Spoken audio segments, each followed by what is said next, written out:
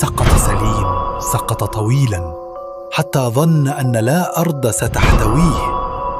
ثم فجأة توقف كل شيء، لا صوت، لا حركة، ظلام دامس، إلا من ضوء صغير خافت يتلألأ في البعيد.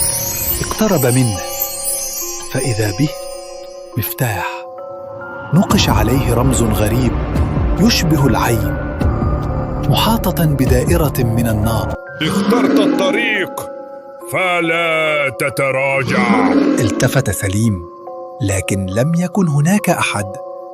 اقترب من المفتاح وما إن لمسه حتى انفجر الضوء من حوله. عاد الصوت يهمس، لكن هذه المرة داخل رأسه. كل سؤال له ثمن، وكل إجابة لها باب. فتحت أمامه 3 أبواب.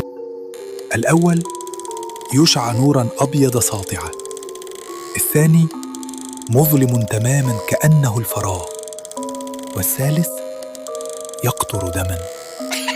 وقف سليم مذهولاً، أي باب سيختار؟